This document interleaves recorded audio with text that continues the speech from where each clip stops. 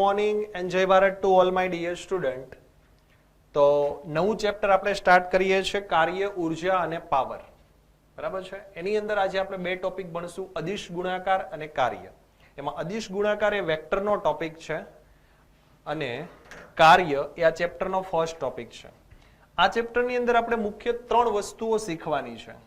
પહેલી વસ્તુ, કાર્ય કોને કહેવાય અને કાર્યની ગણતરી કેવી રીતે થાય. ત્યાર પછી જુદા જુદા પ્રકારની ઉર્જા, એનર્જી અને કાર્ય કરવાનો સમય દર એટલે કે પાવર. બધી જ વસ્તુઓ જે છે એકબીજા સાથે ઇન્ટર રિલેટેડ છે. કાર્ય અને ઉર્જા બંનેના એકમ પણ એક સરખા છે, બંનેનો એકમ છે જૂલ. ઓકે, તો શરૂઆત કરીએ પહેલા અદિશ ગુણાકારથી. તો અદિશ ગુણાકારને કેવી રીતે વ્યાખ્યાયિત કરવામાં આવે છે? તો સદિશ રાશિના ગુણાકાર બે પ્રકારે કરી શકાય છે. પહેલાની થીમ ચેન્જ કરી દઈએ આપણે. 1 minute, wait. Apply to all and then. Okay, ચાલો. કોઈ પણ બે સદિશ રાશિઓ હોય, એ બે સદિશ રાશિઓનો ગુણાકાર કરવાથી જો મળતું પરિણામ અદિશ રાશિ હોય તો એને અદિશ ગુણાકાર કહેવાય. અને બે સદિશ રાશિનો ગુણાકાર કરવાથી મળતું પરિણામ સદિશ રાશિ હોય તો એને સદિશ ગુણાકાર કહેવાય. બંને કેસની અંદર સદિશનો જ ગુણાકાર થાય છે. જો બે સદિશનો ગુણાકાર કરવાથી પરિણામ અદિશ આવે તો અદિશ ગુણાકાર, અને બે સદિશનો ગુણાકાર કરવાથી પરિણામ રિઝલ્ટ સદિશ આવે તો એને કહેવાય સદિશ ગુણાકાર. ઓકે, તો અદિશ ગુણાકારને મેથેમેટિકલી કેવી રીતે વ્યાખ્યાયિત કરી શકાય? તો આપણી પાસે ધારો કે બે સદિશ છે, એક સદિશ A અને એક સદિશ B. તો સદિશ A અને B નો અદિશ ગુણાકાર આપણે મેથેમેટિકલી વ્યાખ્યાયિત કરવો હોય તો એને આવી રીતે લખી શકાય: સદિશ A ડોટ સદિશ B is equal two AB cos theta. શું લખી શકાય? AB cos theta. જ્યાં A એટલે સદિશ A નું મૂલ્ય, B એટલે સદિશ B નું મૂલ્ય અને થીટા એટલે સદિશ A અને B વચ્ચેનો ખૂણો. થીટા એટલે સદિશ A અને સદિશ B વચ્ચેનો ખૂણો. A અને B વચ્ચેનો ખૂણો. ઓકે, તો અદિશ ગુણાકારને આવી રીતે વ્યાખ્યાયિત કરી શકાય: A dot B is equal two AB cos theta. Okay, તો આ તમને વ્યાખ્યાયિત કરતા આવડી ગયું. હવે એનું ભૌમિતિક અર્થઘટન જોઈએ. ભૌમિતિક અર્થઘટન જે છે એ ખાલી તમારે સમજવા માટે છે. તો આપણી પાસે બે સદિશ છે એવું સમજીએ. ધારો કે અહીંયા એક સદિશ છે B અને અહીંયા એક સદિશ છે A. બંને વચ્ચેનો ખૂણો થીટા છે. બંને વચ્ચેનો ખૂણો કેવો છે? થીટા. હવે આપણે સદિશ A પરથી એક ઘટક લઈએ સદિશ B પર. અહીંયા એક આ ઘટક લીધો, તો આ ઘટકને શું કહી શકાય? તો આ ઘટક તમને મળશે A cos થીટા. સદિશ B પર આપણે એક ઘટક લીધો, એને આપણે શું કીધું? A cos theta. એનો આના ઉપર જે ઘટક પડે એ A cos થીટા પડે અને અહીંયા જે ઘટક હોય એ A sin થીટા પડે. તમને બધાને ખબર હશે. તો આ A ડોટ B હવે હું થોડુંક અલગ રીતે લખું છું, ધ્યાન આપજો. A dot B is equal to A dot B is equal two, હવે હું કેવી રીતે લખું છું એને? B નું મૂલ્ય અને A cos થીટા. જો આ મેં AB cos થીટા જ લખેલું છે, આ જો મેં AB cos થીટા જ અહીંયા લખેલું છે, પણ મેં ખાલી બ્રેકેટમાં લખ્યું છે. આ B અને A cos થીટા અલગ લખ્યું છે. ગુણાકાર છે તો આવું કરી શકાય. તો B એટલે શું થાય? તો કે સદિશ B નું મૂલ્ય. B એટલે શું થાય? સદિશ B નું મૂલ્ય. અને A cos થીટા એટલે શું થાય? A cos થીટા શું છે જોવો તો હું એવું કહી શકું કે સદિશ B પર સદિશ A નો ઘટક કહી શકાય કે ન કહી શકાય? B નું મૂલ્ય અને સદિશ B પર A નો ઘટક, એવું કહી શકાય ને? ઘણાને એવું થાય, સર મારે B અહીંયા અને A અહીંયા નહીં, મારે એ બંનેને ઇન્ટરચેન્જ કરવા હોય તો પણ કરી શકાય. ધારો કે આપણે સદિશ A અહીંયા નીચે લઈએ અને સદિશ B અહીંયા ઉપર લઈએ, બંને વચ્ચેનો એંગલ અહીંયા થીટા લઈએ અને હવે અહીંયા ઘટક પાડીએ. તો આ ઘટક જે આવશે એ હવે આ B સદિશનો ઘટક આવશે કે નહીં? આ B સદિશનો. તો આ ઘટક શું લખી શકાય? તો હવે લખી શકાય B cos થીટા. હવે શું લખી શકાય? B cos theta. તો A ડોટ B ફરીથી લખવાનો પ્રયત્ન કરીએ. તો A ડોટ B એને હું આવી રીતે પણ લખી શકું ને, એને અલગ પાડી દઉં અને બી કોસ થીટાને બ્રેકેટમાં લઈ દઉં તો એ એટલે શું થાય તો કે એનું મૂલ્ય અને બી કોસ થીટા એટલે શું થાય તો બી કોસ થીટા કોના પરનો ઘટક છે એ પરનો તો અહીં લખી શકું સદિશ એ પર સદિશ બી નો ઘટક તો જો ડોટ પ્રોડક્ટનું ભૌમિતિક અર્થઘટન શું થયું બી નું મૂલ્ય બી પરનો ઘટક યા તો એનું મૂલ્ય અને એ પરનો ઘટક તો વ્યાપક રીતે જો મારે કહેવું હોય તો હું એવું કહી શકું કે કોઈ પણ બે રાશિઓ વચ્ચેનો અદિશ ગુણાકાર એટલે કોઈ પણ એક સદિશનું મૂલ્ય અને એ જ સદિશ પર બીજા સદિશનો ઘટક કોઈ પણ એક સદિશનું મૂલ્ય અને એ જ સદિશ પર બીજા સદિશનો ઘટકના ગુણાકારને એ બંને વચ્ચેનો અદિશ ગુણાકાર કહી શકાય તો આ થઈ ગયું એનું ભૌમિતિક અર્થઘટન હવે આપણે જોઈએ એના ગુણધર્મો અદિશ ગુણાકારના ટોટલ 6 ગુણધર્મો છે 6 ગુણધર્મો આપણા માટે ઇમ્પોર્ટન્ટ છે તો બરાબર આપણે ધ્યાન આપશું તો પહેલો ગુણધર્મ આપણે લખીએ તો પહેલો ગુણધર્મ કે અદિશ ગુણાકાર સમક્રમી છે કેવો છે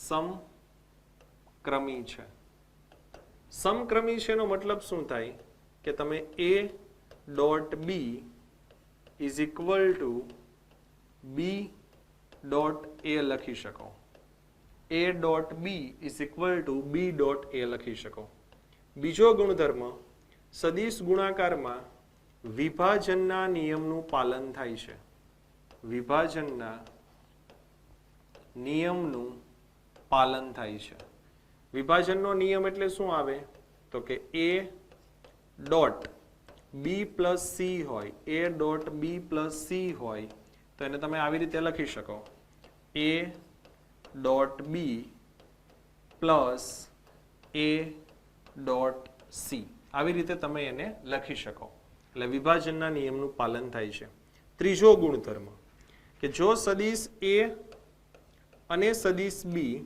બંને સમાંતર સદિશો હોય એટલે કે બંને વચ્ચેનો એંગલ શૂન્ય હોય થીટા ઇઝ ઇક્વલ ટુ શું હોય 0 ડિગ્રી તો ડોટ પ્રોડક્ટ શું લખી શકાય તો કે a dot B is equal to a B cos theta તો કોસ થીટા એટલે કોસ 0 ડિગ્રી લખાય કોસ 0 ડિગ્રીની વેલ્યુ થશે 1 એટલે અહીંયા આવશે a નું મૂલ્ય ઇન્ટુ બી નું મૂલ્ય તો જો બંને વચ્ચેનો એંગલ 0 ડિગ્રી હોય તો a ડોટ બી શું આવે એનું મૂલ્ય ઇન્ટુ બી નું મૂલ્ય ચોથો ગુણધર્મ જો સદિશ a પરપેન્ડિક્યુલર ટુ સદિશ બી હોય એટલે કે બંને વચ્ચેનો એંગલ π/2 હોય તો શું લખી શકાય a dot B is equal to A B cos π/2 cos π/2 ની વેલ્યુ થાય 0 તો અદિશ ગુણાકાર આવશે 0 તો જો બંને સમાંતર હોય તો આવશે a ડોટ બી અને જો બંને પરપેન્ડિક્યુલર હોય તો a dot B is equal આવશે 0 તો આ 4 ગુણધર્મ થઈ ગયા પાંચમો ગુણધર્મ મહત્વનો એની અંદર આપણે એકમ સદિશોની વાત કરીએ આપણને ખ્યાલ છે કે જે આપણી 3 અક્ષિસ છે x y અને z એની દિશામાં એકમ સદિશ આપણે લખીએ છીએ i કેપ j કેપ અને k કેપ લખીએ છીએ હવે હું અહીંયા i cap dot i cap કરું યા તો j cap dot j cap કરું યા તો k cap dot k cap કરું તો એનો આન્સર શું આવશે તો આ સૂત્રનો ઉપયોગ કરીએ a dot B is equal to A B cos theta જો i ડોટ i બંને વચ્ચેનો એંગલ શૂન્ય થાય કે નહીં થીટા ઇઝ ઇક્વલ ટુ 0 થાય કે નહીં j cap theta 0 k cap theta 0 થશે તો આન્સરમાં શું આવશે a નું મૂલ્ય અને b નું મૂલ્ય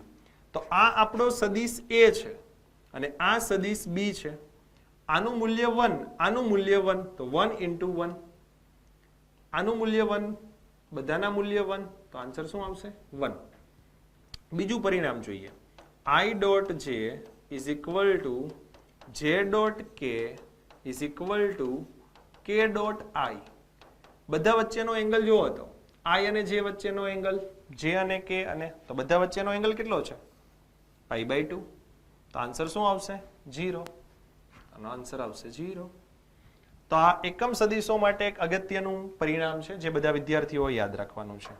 હજી આગળ વધીએ.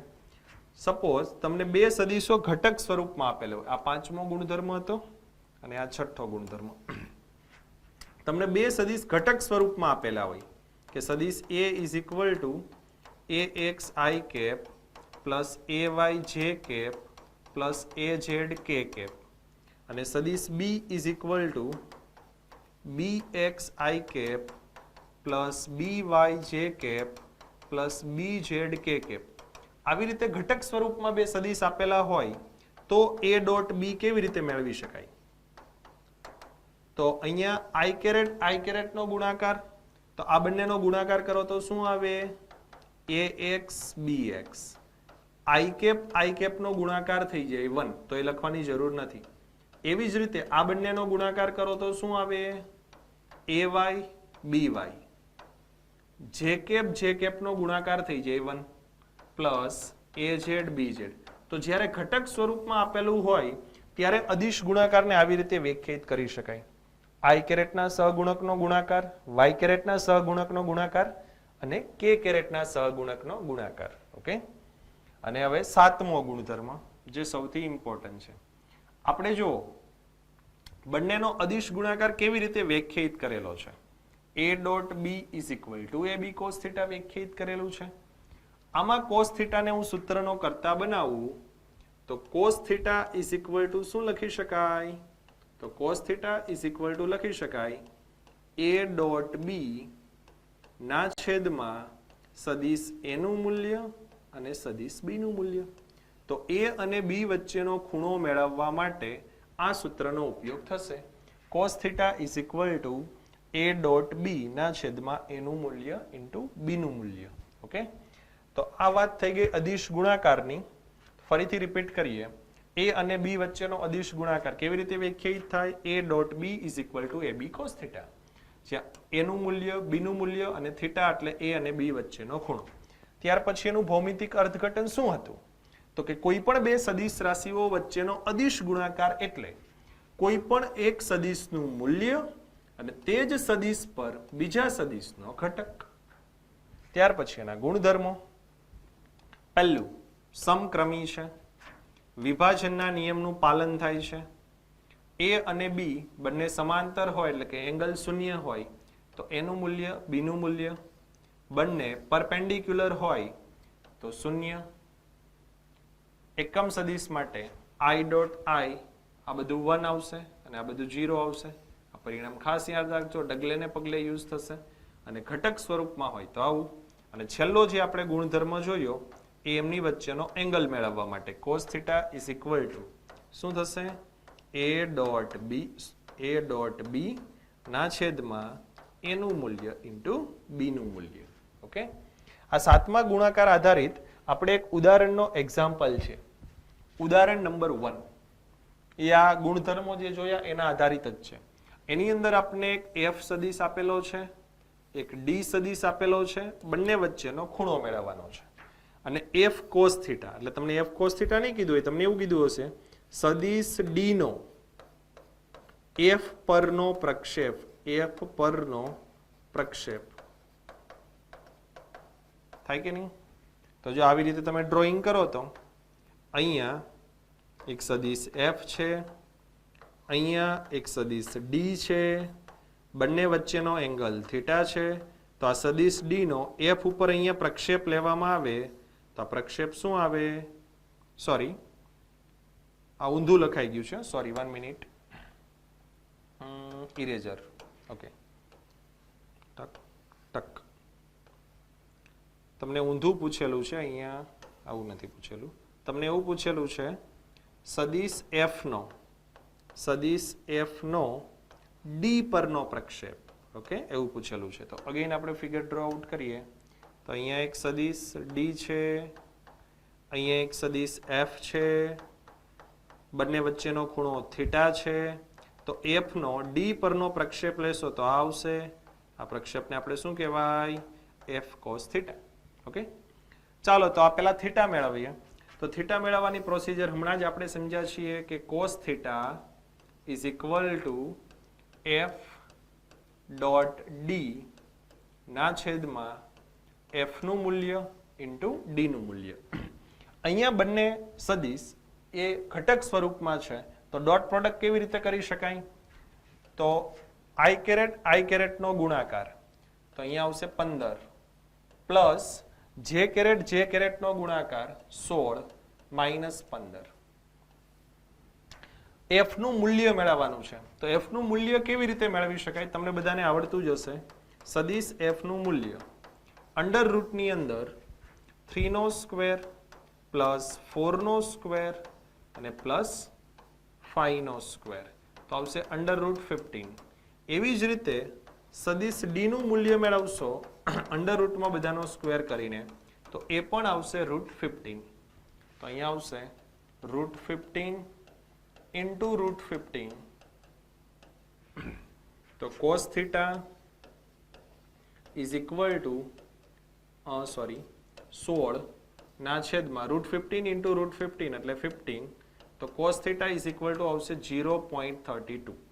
તો theta is equal two cos inverse 0.32. આની વેલ્યુ તમારે નેચરલ કોસાઇન ટેબલમાંથી મેળવવી હોય તો આની વેલ્યુ તમે મેળવી શકો નેચરલ કોસાઇન વાળા ટેબલમાંથી, અધરવાઇઝ એઝ ઇટ ઇઝ રાખશો તો પણ ચાલશે. હવે મેળવવાનું છે એફ કોસ થીટા તો એફ ની વેલ્યુ છે રૂટ 15 અને કોસ થીટાની વેલ્યુ આપણને મળેલી છે 0.32. આ બંનેનો ગુણાકાર કરી દેશો એટલે તમને એફ કોસ થીટા મળી જશે. ઓકે, તો અહીંયા આપણે જે વેક્ટરનો ટોપિક હતો અદિશ ગુણાકાર, એ અદિશ ગુણાકાર વાળો ટોપિક કમ્પ્લીટ.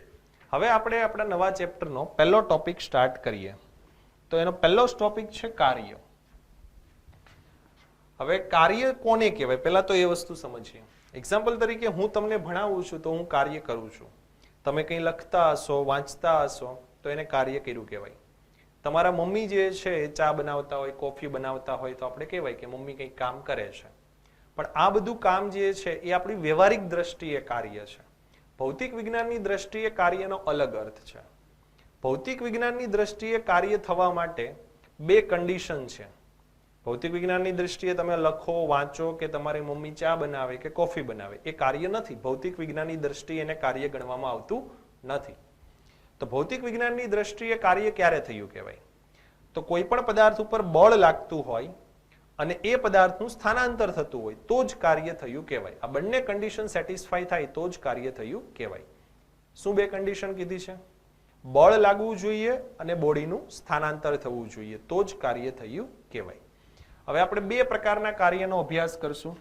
પહેલું છે અચળ બળ વડે થતું કાર્ય. અચળ બળ. અચળ બળ કોને કહેવાય? વેઇટ, અરે યાર, અચળ બળ કોને કહેવાય? તો કે બળનું મૂલ્ય ફિક્સ હોય. બળનું મૂલ્ય કેવું હોય? ફિક્સ. કોઈ 10 ન્યૂટન, કોઈ 20 ન્યૂટન, તો એને કહેવાય અચળ બળ. ચલ બળ કોને કહેવાય? તો કે જે બળનું મૂલ્ય કન્ટિન્યુઅસ બદલાતું હોય, 1 2 3 4 બળનું મૂલ્ય કન્ટિન્યુઅસ બદલાતું હોય તો એને ચલ બળ કહેવાય, વેરિયેબલ ફોર્સ. અને બળનું મૂલ્ય ફિક્સ હોય તો એને કહેવાય અચળ બળ, કોન્સ્ટન્ટ ફોર્સ. આજે આપણે જોશું અચળ બળ વડે થતું કાર્ય. એની અંદર બે વસ્તુ ભણવાની છે. બળ અને સ્થાનાંતર એક જ દિશામાં હોય ત્યારે કાર્ય કેવી રીતે મેળવી શકાય અને બંને થીટા એંગલે હોય ત્યારે કાર્ય કેવી રીતે મેળવી શકાય. તો આપને એક અહીંયા બ્લોક આપેલો છે, એક બ્લોક કે જેનું દળ m છે, એના ઉપર આપણે અહીંયા F જેટલું ફોર્સ લગાવીએ છીએ અને આ ફોર્સને કારણે આ બ્લોક d જેટલું સ્થાનાંતર કરે છે. તો આ કન્ડિશનની અંદર કાર્ય મેળવવા માટે શું કરવામાં આવે છે? તો કે કાર્ય ઇઝ ઇક્વલ ટુ બળ ઇન્ટુ સ્થાનાંતર, એટલે કે બળ અને સ્થાનાંતરનો ગુણાકાર કરવાથી તમને કાર્ય મળી જશે. અહીંયા બળનું મૂલ્ય ઇન્ટુ સ્થાનાંતરનું મૂલ્ય. સપોઝ આ બળ છે 10 ન્યૂટન અને આ સ્થાનાંતર થાય છે 2 મીટર, તો અહીંયા કાર્ય કેટલું મળશે? 10 into 2 is equal two 20 joule.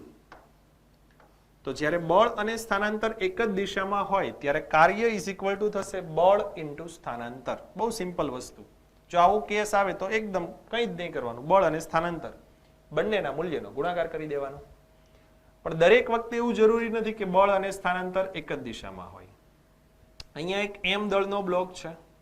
હવે એમ દળના બ્લોક ઉપર થીટા જેટલા ખૂણા ઉપર એફ જેટલો ફોર્સ લાગે છે. જુઓ આ કન્ડિશન કેવી છે કે તમે કોઈ ટ્રોલી બેગ એરપોર્ટ ઉપર લઈ જતા હોય કે નહીં, તો તમે જે ફોર્સ લગાવો છો એ થીટા એંગલ ઉપર લગાવો છો, પણ તમારી ટ્રોલી બેગનું સ્થાનાંતર તો હોરિઝોન્ટલ જ થાય છે કે નહીં, કે ટ્રોલી બેગ ઉપર આવી જાય છે.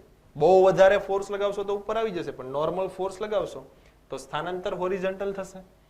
તો આ ફોર્સની અસર હેઠળ ધારો કે આ બ્લોક જે છે એ ડી જેટલું સ્થાનાંતર કરે છે. કેટલું સ્થાનાંતર કરે છે? ડી. તો અહીંયા શું થશે કે આ ફોર્સના બે ઘટક પડી જશે. ફોર્સના બે ઘટક પડી જશે. એક આ ઘટક પડશે એફ કોસ થીટા, અને એક આ બીજો ઘટક પડશે એફ સાઇન થીટા. તો અત્યારે આ જે સ્થાનાંતર થઈ રહ્યું છે એના માટે જવાબદાર ઘટક છે એફ કોસ થીટા. સ્થાનાંતર માટે જવાબદાર ઘટક કોણ છે? F cos theta. તો અહીંયા કાર્ય કેવી રીતે મેળવી શકાય? કાર્ય ઇઝ ઇક્વલ ટુ સ્થાનાંતરની દિશામાં બળનો ઘટક ઇન્ટુ સ્થાનાંતર. જો હું ફરીથી બોલું છું, સ્થાનાંતરની દિશામાં બળનો ઘટક F cos theta into D. એવી રીતે લખી શકાય. આને થોડુંક વ્યવસ્થિત લખીએ તો એફ ડી કોસ થીટા આવું લખી શકાય. અને એફ ડી કોસ થીટા એટલે હમણાં જ આપણે ભણ્યા કે એને ડોટ પ્રોડક્ટ કહેવાય, એફ ડોટ ડી. તો આ જે એફ ડોટ ડી મળ્યું એ કાર્યની વ્યાપક વ્યાખ્યા છે. બળ અને સ્થાનાંતર વચ્ચેનો અદિશ ગુણાકાર કરવાથી તમને કાર્ય મળી જશે.